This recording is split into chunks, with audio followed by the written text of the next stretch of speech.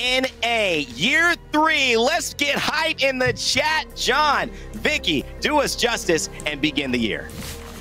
Thank you so much, my boy Rain Day. Ladies and gentlemen in the chat, blow it up right now. Let us know which team you want to come out on top. We still got some TSM fans out there holding it down for the black and white, or do we have Team NRG fans who have been absolutely dominating? Dark Zero coming from down under, and of course there's always Team Liquid, Tripods, Complexity, Furia. I mean, it is an absolute star-studded lobby right now. Oh, by the way, there's also Cloud9 and CLG that'll be competing today. It's gonna be insane. This lobby is absolutely stacked, and guess what? We're kicking things off on Storm Point right away. Vicky, talk to me. What do you think we're going to expect here in game one?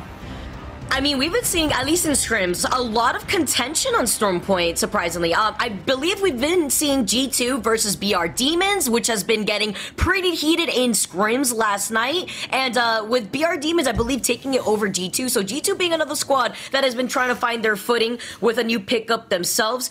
You know, just Gent leaving the roster and Chaotic Much getting picked up. I believe this team has been trying to find their footing altogether. But there's a lot of other changes throughout this NA lobby Fallout, and I'm excited to see how it's going to work out for game number one. Let's waste no time. Look at these drop spots.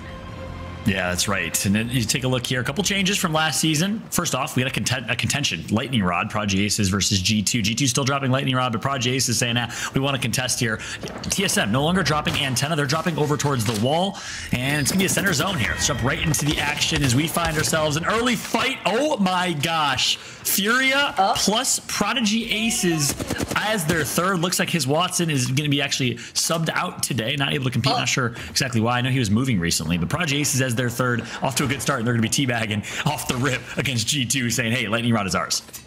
It's a respect, it's a tactical crouch, all right, Follow? The Furia doing what they always do best, except they don't care even if it is on land. And what's nice to note, by the way, is there's a lot of early fighting already off the rip. I mean, everyone just got situated, everyone is just looting, but it looks like we are not slowing down for game number one here in NA, and I love already what we're seeing here. Furia already coming out with some great loot. You see the G7 in the hands of Zera as well as the EVA 8. So with some of our squads now just trying to figure out where they want to rotate, where this next circle is going to be pulling. It's nice to note that E8 actually is on the other side of Furia.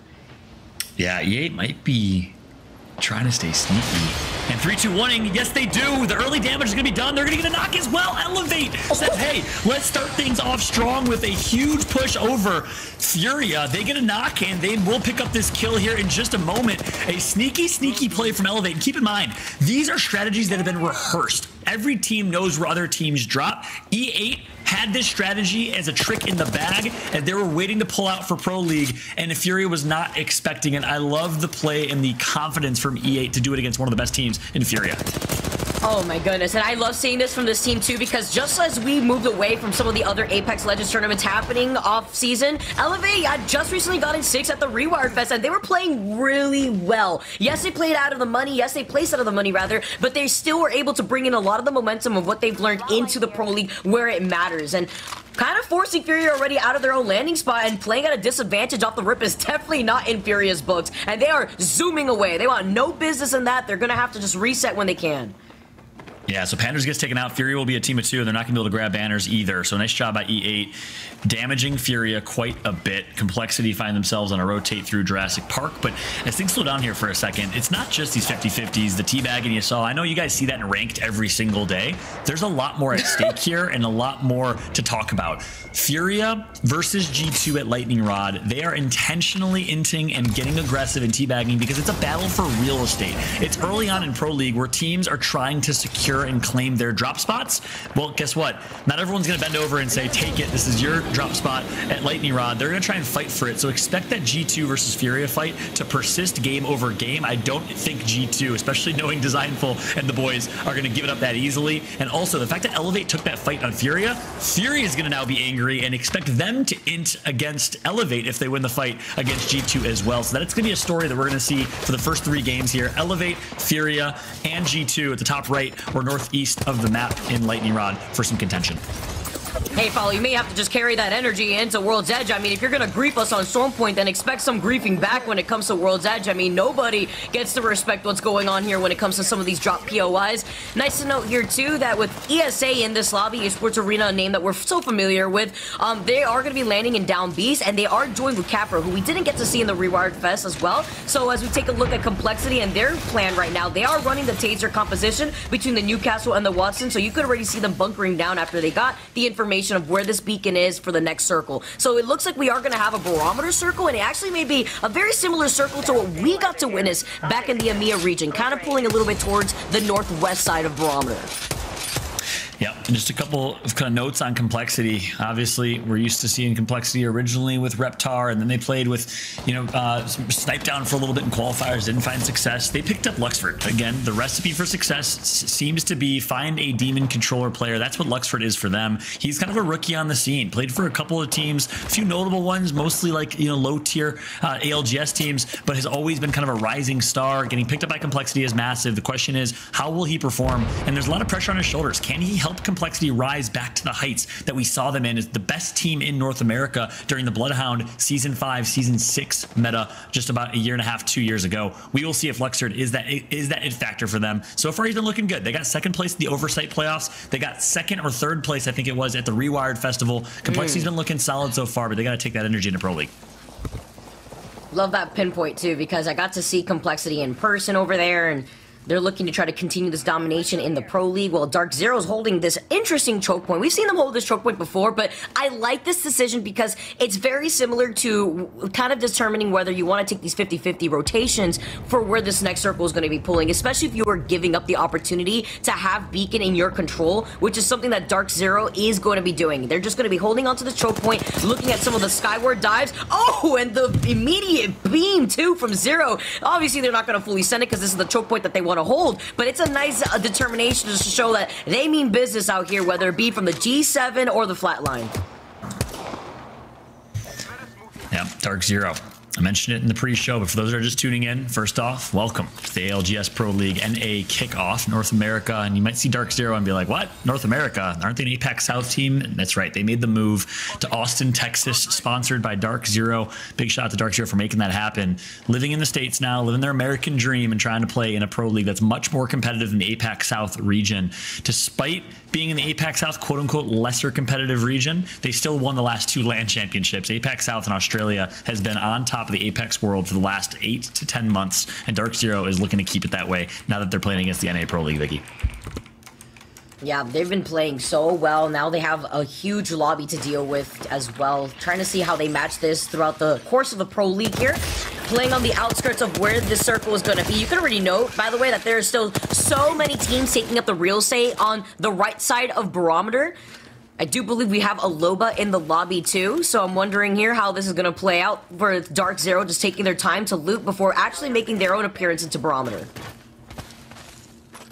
That's right. Well, hey, we've talked a lot about Dark Zero. We've hyped them up quite a bit. Not a whole lot of action going on, but they are occupying quite a bit of land right now. Let's jump into a listen in and hear exactly what their comms are like, what the strategy is with the team nearby.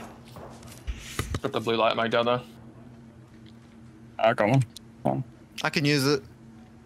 I'm dropping 12 cells. And a stack of light for Sharky, I guess. Light ammo here. Yep. Maybe drop Gen 20 and keep like that. Fine. I have 3 beds. Oh, I'm just gonna fence a bit Some more. better fences, so. Yeah, I know. I was just like so focused on other shit. I'm just gonna I'm dropping 2 more cells. I kind of like do a circle so people know we're here for the moment, but then I'll do. Yeah, I'm like very low on ammo and shit. Is there heavy ammo down there? Yeah. Lucky? I might just grab that.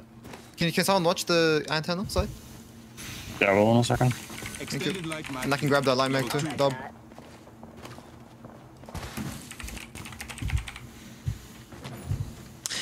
So I basically just called for that listening because I wanted to hear the Aussie accents. That's really, it just gets me excited hearing Australian accents in an NA broadcast, Vicky. But you heard one thing in particular, obviously a slower listening, but one thing in particular I want to talk about. It was Sharky on Watson who said, I'm just going to make a giant circle so people know we're here. That's an important concept, again, for aspiring Apex players. It's called being big. Sometimes in scenarios, you want the world to know where you are, and you basically want to say, don't mess with me. Don't you dare encroach in my territory. You want to claim a location. Sometimes it's the opposite. Sometimes you want to be really small. You don't want people to know you're there, and you don't want to draw attention to yourself. In this situation, given Dark Zero wants to maintain map control and wants to hold that choke point, that ridge, they wanted to be as big as possible. They wanted to make their presence known. That's why you heard that there from Sharky. Yeah, sometimes we see the sneaky plays like what Sentinel does in choke points where they just jump on a squad that's in the middle of the rotation, or you'd like to make a big appearance with the Seer ult, letting teams know if there's a fight going on, or that they will absolutely know if you're trying to rotate in their direction or trying to third party, which is why the Seer is also so important as we get to take a look at Esports Arena. They are going to be rotating away from Mill, which is nice to note because there is a squad on the outskirts, as you can see right now, as Esports Arena are going to try to ping them at the same time as the Skyward Dive is going to be unleashed. They're going to have to start moving to the next circle soon because, again, they do have a bit of ground to traverse if they aren't going to use the Skyward Dive themselves, and they are just going to walk it in. I mean, the circle is right there. They don't want to call too much attention to themselves. I also don't believe they're all going to get contested to the choke point to their left. That would lead away from the open area between Jurassic Park into that choke point. That's right. ESA is a team that had a lot of hype coming into Pro League. They dominated the qualifier or challenger circuit tier of lobbies. A lot of people thought they would take the energy right into pro tiers of lobbies, but it's a level above. And to be honest, not to be too critical of this team, but they've struggled a bit at that pro tier. I think at the 17th or 18th finished place in the Oversight playoffs, we saw them not perform necessarily as well on the second day or the championship finals day of the Rewired LAN tournament. Obviously, they didn't play with Capra there. So ESA obviously has to get used to this pace, has to get used to this bubble of pro tier Apex Legends in North America, and they're gonna have to elevate their gameplay to follow. I think another team that's in a similar boat is Tripods. They dominated challenger circuit for a while, obviously playing with Luda back then, but you know, I was talking to Nick the other day and he said it's a whole different ball game. We have to pick a new drop spot, we have to pick a new play style, because in this tier of lobby, all that's already, you know, claimed. These drop spots are already claimed. It's tough to do. It's tough to really rank up from B tier to A tier, if you will, much like the major leagues to the minor leagues in baseball. Especially with the way that all these teams are playing so differently. You see Dark Zero putting in extra pressure with the Arc Stars down below. You got the low ground. You're in a difficult situation as it's Furia that get caught in the middle of the rotation, it looks like. You can see Jen being able to finish that off, as Jen is going to be able to also take care of Prodigy Aces. Dark Zero going to have now extra loot to work with from Furia. Thank you for delivering that on a silver platter. And they're going to be able to play on the outskirts of the circle without having too much fear to what's behind them, because they've been holding on to this choke point for so long, and you made note of it perfectly earlier, Fallout. They've made their presence known, and for teams that like to rotate through antenna like Cough Cough, TSM, they're going to be able to note that Dark Zero already situated there. There's probably a team already to that building south of Dark Zero that they keep pinging. I believe that is Elevate. So with other squads also playing on the outskirts of the circle, as Sharky is going to be able to find two breaks off of that, you can already see that Dark Zero have the positional advantage, not only from this high ground, but with their beamage as well. That's right. I also love the way that Sharky's playing this, that Dark Zero's playing this. Sharky's basically responsible for making sure that no one pushes them from behind, and they have to do a really, really good job of just gatekeeping here and not letting anyone up this small, narrow strip of land. And Sharky's doing exactly that. That's why they have the G7 Scout in his name, but he's running low on ammo, only down to about 50 total bullets of light ammo with the G7 Scout. Gonna get refreshed a little bit, but a little bit of shambles right now. So that refresh that they got on Furia, when we say refresh, we basically mean refreshing your materials or your resources by getting a couple kills and loot boxes, was good. It helped them, but they need another refresh. If they're gonna make it to late game, they gotta find themselves some loot along the way. But Dark Zero right now is really, really well positioned in game number 1. I just saw that Sweet did just get knocked right now, so Energy looking to be in some trouble themselves, wondering what's happening on the other side. You can see that TSM right now is actually in the middle of the rotate. They had called where they wanted to rotate behind where Antenna was through Jurassic Park rather than try to face Dark Zero head on, which is a very smart decision from TSM. But now in this next circle, they're a little bit out in the open. Sometimes making an early rotate to this position exactly could be very detrimental and can act as a double-edged sword, because there's a lot of opening spots that they could get shot off from both angles. Yeah, it's always such an interesting spot to be. It feels safe. You have a lot of cover. You can rat, but you're so exposed to nades. No Watson on the hands of TSM means they're not going to have a chance to defer any nades with the pylon. So got to be careful here. It is TSM, not the best position, but not a bad position certainly as well, as they're going to have their head in a swivel, and they're surrounded 360 degrees by a few different teams here. So looking a little scary for TSM, but in an overall decent spot. Running that exact cookie cutter comp I told you about. It's Seer, Valkyrie, and Horizon. Expect most teams to run this comp, especially on World's Edge, in just a moment. And you mentioned in the pre-show, but for those that didn't hear or didn't understand, Raven, the coach of TSM's, really wanted them to run Fuse on World's Edge and said, Hal, if I beat you in a 1v1, you have to run Fuse. They 1v1'd and he lost, safe to say. So they will not be running Fuse, they'll be running Seer on World's Edge. That's always a nice little tidbit to add. Things getting settled with 1v1s, as E8 are going to be on the other side of this building with TSM in their line of sight. So you can see them getting pressured.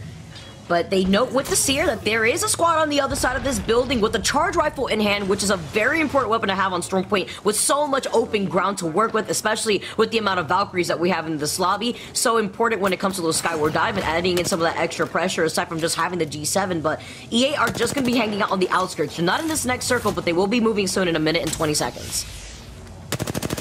Couple of things I want to call out here. Teams alive, 15 squads remaining. I believe the Tripods still in this, as well as their former teammate in Luda on MLP still in it as well. So we'll keep a close eye on the Tripods. They're actually right next to Complexity and Dark Zero right now. That'd be an interesting listen-in or a opportunity to catch the action of those three teams on the outskirts. But right now it's E8 having a difficult rotation at hand as well. Really interested to see how they play this as well, Vicky. And see what EA is going to do. What's their decision here? They have less than a minute now on the clock as TSM get Rakinishu as a knock. It's going to Rack's team now as TSM are just going to continue on with their domination on this side of the map without giving up too much of the space. You remember that Dark Zero is to their backs if they decide to reveal themselves. Purple's out in the open, pushing a little bit too far as Rack Attack finally get deleted, but was it worth it with Furls being out in the open with another squad right across from them? Love to see Hal back on keyboard and mouse. The day that man commits to controller is the day hell will freeze over, I think. As you see, reps long range, get some shots in. It's going to be all up to the duo. Yeah, exactly. The final team of two for TSM as Verholst did get knocked, and that's what happens often with TSM.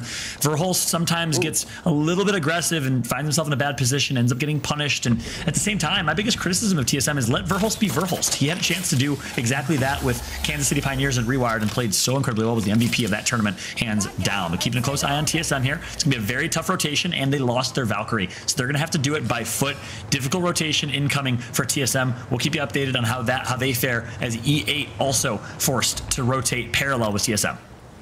Look, I know we got multi-view for some comms in, but I would love to be a fly on the wall for those comms as Mercy gets pinged and almost deleted, managing to get into some safe cover. But like you mentioned before, Verholst acted as the IGL for KCP when he stood in as a substitute for that team that ended up winning the Rewired Fest. And sometimes Verholst just needs to pop off in his own regards as EA is going to be able to also delete Capra, the last remaining member of Esports Arena. Luke was coming in from their 6th, though. It's going to be TSM that knock out Mercy. They're taking too much circle damage at the same time, though. That's going to be Reps, that's going to be Hal, and that's going to be TSM falling in 11th with E8 meeting them in 10th place. That's right, E8 out of this lobby, TSM as well. The Tripods were able to successfully make their rotate. You see them rocking Watson, so Nick is on Watson, avoiding the Fuse, or sorry, the Seer that he's usually used to playing. Gent on Seer, and Deeds on Valkyrie. Team Tripods in their debut of ALGS Pro League. Nick Merckx trying to show he can bang with the best of them. Against all odds, he's found a way to make it every single tier of Apex Legends so far. Can he make it to the top tier, though? That is the question. Let's jump into a listen-in with the Tripods. Our building all right, bro. I'm trying to see this fight so we can move up on this rock right here too. I know, we just can't walk up right here, can we? There's no way. No, we'll have to climb up and play like the side of the building, and then we walk up with the storm. Yeah. Okay. You hear me? Yeah, hurry. I'm one bat right now, so I'm just saving. It's I don't have any bats. So we don't get fucked. I have one bat, one cell, and a Phoenix. You have a Phoenix, right? Yeah, I have a Phoenix, yep. Alright. If this building team next to us Valko, just let them go. Don't cancel it. Yeah, I didn't mean to cancel. That's on me. You're okay. We got a kill out of that, I think. Nah, we didn't. Oh, we didn't. Okay. How about Serial too? I'm just gonna hug you, G. Look over me. Look, just shoot. I'm seeing what's open. The flame draws me this way. He's gonna peek you. He's gonna peek you. Have to reload. I have cover. I have cover. We have to move up. You want us to move up? I think you move up. Yeah, Team move up. right, Me, move up. Falcon Me. team. Yeah, move up. Move up. Move up. Move up. Move up.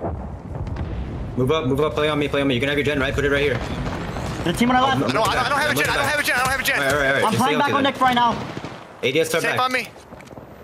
Hide on They're still barrels in the building. looking They're at still in the them. building. Yeah, I'm ulting. They got a knock on this team.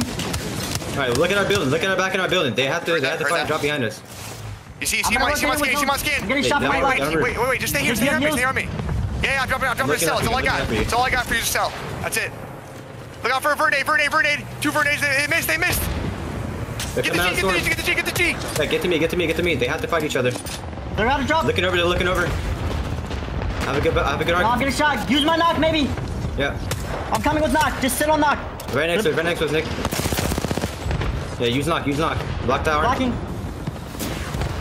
They're peeking. Swing that. Walk dead. Yep, swing it. Climb up, Nick. You got spot if you need it. They're dead. One more. He's got a bat off. Oh, no. They get shot in the Back to back. the right. Play on knock. Yeah, play knock. They don't know. Play. Yep, just sit Another there. one. Kill him. Nice. Big kill. Play knock again. 537. Yeah, I got Hit it back. it back. Just wait. They're focused on each other. I think we get this reset. I'm gonna need red. Yep, good shit. Yeah. I'm dropping the bat.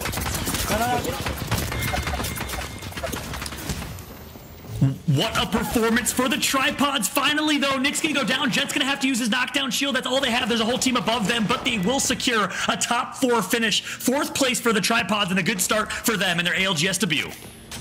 And Team Liquid coming in to clean up everything else. By the way, with Nocturnal, not only having the Kraber in his hand, but playing the Loba, the only Loba in this lobby. And can we fan ourselves just a little bit while we flex on the competition? Because he got not only the heirloom, but we are in a top 3 finish. Now the black market coming out to delete the crypto drone at the same time. I saw BR Demons also popping off in the back. Nice to note here as Team Liquid are looking to get some makeshift cover inside of this crate. You can see the missile storm now flowing out behind this rock with the circle closing in behind Team Liquid's back. Yeah, this is where Loba's so effective. Early game to loot fast and rotate early, and late game to steal all the death box loot and get all these shield swaps. They have like 3 or 4 shield swaps on the ground here. Team Liquid so well poised to win this game. They should be able to come out on top with it, to be honest. But the zone will be closing behind them, and they will lose those shield swaps pretty quickly. They're going to actually abandon it. Team to the right, they find them, immediately get some wingman shots in. Volt comes out for Sykes, the rookie on this team, and Team Liquid needs to get this wipe. It's Team Liquid, CLG, Atlanta Premier now. 2 squads left as Team Liquid get taken out, and it's Atlanta Premier that stay on top with the best position that they can be in with 8 KP to their name. Atlanta Premier are looking to make the gap known. AP over TL with the dub. Team Liquid secures 2nd, CLG 3rd, Tripods in 4th, but congratulations.